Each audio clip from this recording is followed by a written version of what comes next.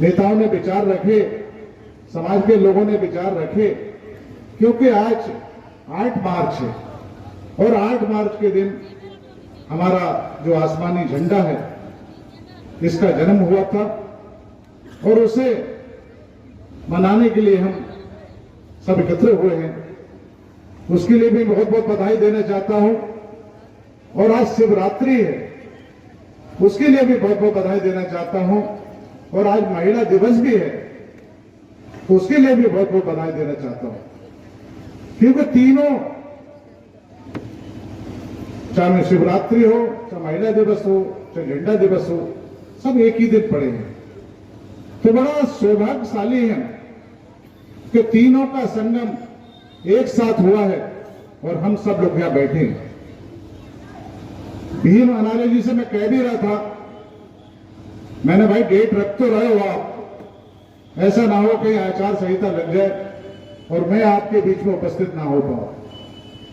लेकिन ऊपर वाले ने मौका दिया, आचार संहिता भी मेरे ख्याल से 10-5 दिन दूर है, मैं आपके बीच में हूं, आप महानुभावों के दर्शन करने का मौका मुझे मिला है और मैंने हमेशा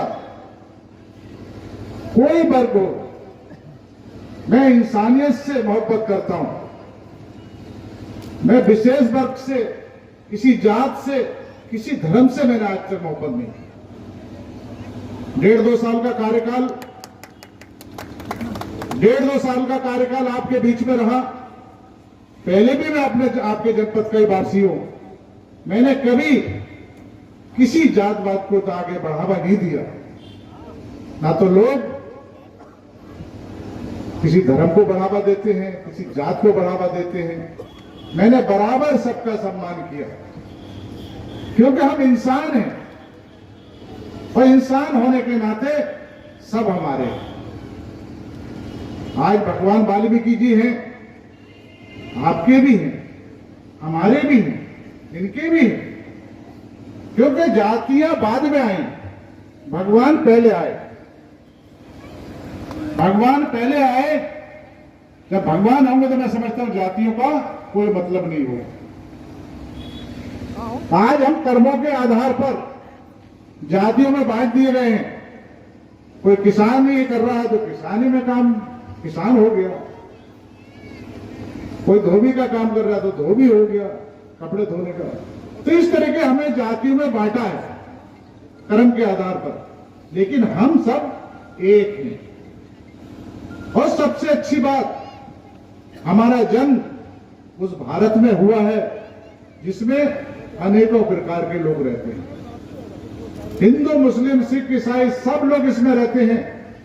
उस भारत के हम लोग हैं, उस भारत के हम वासी हैं। गर्व होना चाहिए हमें अपने भारत पर, क्योंकि भारत में हम जन्मे। आज दूसरे मुल्कों की स्थिति देख लीजिए, जहां काले गोरे बचते हैं, आपस में झगड़ते रहते हैं। यहां इतनी जातियां होने के बावजूद, इतने धर्म होने के बाद भी भाईचारा रहता है, तो बहुत बड़ी बात है। क्योंकि हमारे हिंदुस्तान की, हमारे भारत की एक संस्कृति है, क्योंकि हमारा भारत ऋषि मुनियों और संतों के बताए आदर्शों पे चलता है। आज भगवान वाल्मीकि जी ने जो रामायण लिखी, उस पे सब लोग चल रहे हैं आज की तारीख, क्योंकि हिंदू धर्म जो सनातन को मानते हैं वो भी उस पे चल रहे हैं और आप भी, हम तो उसी पे चल रहे हैं। तो ये बहुत बड़ी उपलब्धि है भगवान वाल्मीकि जी की। ऐसे ही हमारे बाबा साहब, वो भी किसी महापुरुष से, भगवान से कम नहीं हमारे लिए, वो भी सबके हैं। आज जो हम राजनीति में है, खड़े हैं, जहां बैठे हो, ये बाबा साहब की देन है। ना तो राजा का बेटा राजा बनता था, आम आदमी राजा नहीं बनता था। आज जो लोकतंत्र बहाल किया है वो बाबा साहब की देन है और उनकी वजह से हम सब लोग यहां बैठे हैं आज की तारीख। ऐसे ही भारत, ऐसे ही भारत, भारत में भी सबको आजादी है, वोट देने की भी आजादी है, लोकतंत्र में चुनाव लड़ने की भी आजादी है, बोलने की तक की आजादी है, कुछ भी बोलते रहो इस मुंह से, कोई कहने वाला नहीं। तो ये भारत है, 3 पहचानें ऊपर वाले ने हमें दी हैं। उस भारत में भगवान वाल्मीकि जी की, बाबा अम्बेडकर साहब की और भारत की, और तीनों निशानियां, तीनों पहचान, उन पे हमें गर्व करना चाहिए।